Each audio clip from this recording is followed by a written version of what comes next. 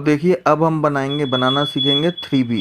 तो 3B क्या होता है? 3B एक रिटर्न का फॉर्मेट होता है जिसमें सेल और परचेज की डिटेल आती है और हमें पता लग जाता है कि कितना हमारा टैक्स बन रहा है मंथली।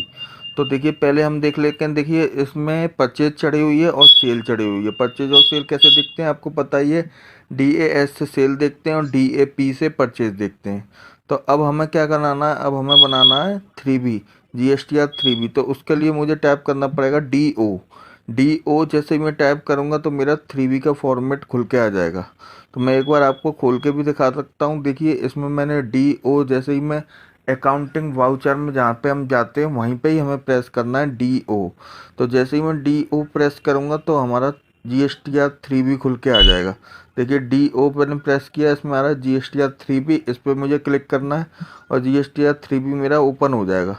तो GSTR 3B क्या होता है? ये एक रिटर्न का फॉर्मेट होता है। इसमें सेल और परचेज की डिटेल दी हुई होती है जिसके अंदर जिससे हमें ये पता लग जाता है कि हमारा टैक्स परचेज पे हमारा टैक्स कितना बना है और सेल पे कितना बना है। उसके हिसाब से मुझे ये देखिए आपके सामने ओपन होकर के आ गया। ये हर मंथ का आता है।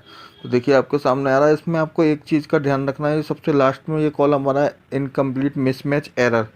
यहाँ पे हमें इसे बनाने के बाद यहाँ पे 0 होना चाहिए। अगर यहाँ पे ये 0 है तो समझ लो आपका 3B सही बना हुआ है।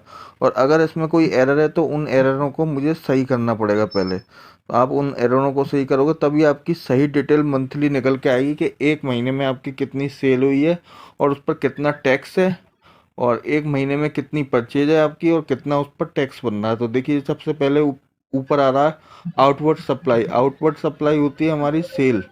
तो सेल की टैक्सेबल वैल्यू आपके सामने दे रखी है और सेंट्रल टैक्स कितना लग रहा है और स्टेट टैक्स कितना लग रहा है ये बता रखा है। टोटल टैक्स आपके सामने दिया हुआ है।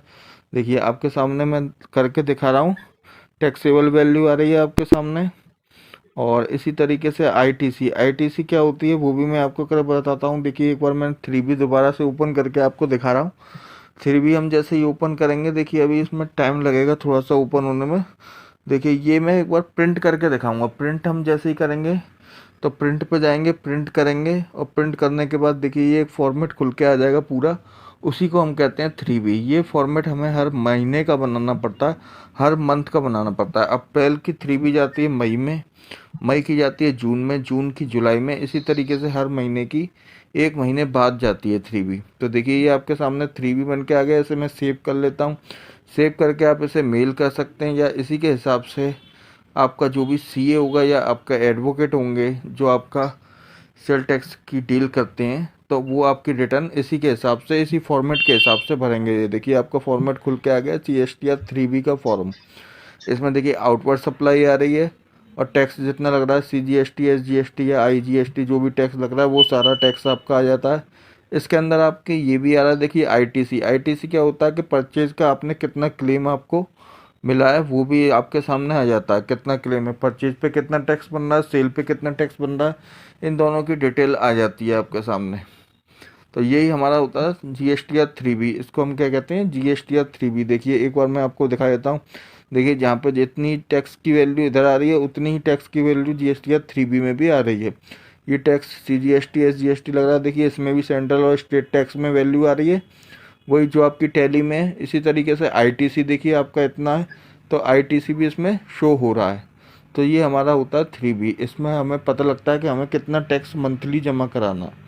तो आपको पता ही है परचेज का जितना टैक्स होगा उसमें से हम माइनस कर देंगे सेल का टैक्स। अगर हमारा ज़्यादा है सेल का टैक्स तो उसमें से माइनस करके हमें उतना जमा कराना पड़ेगा।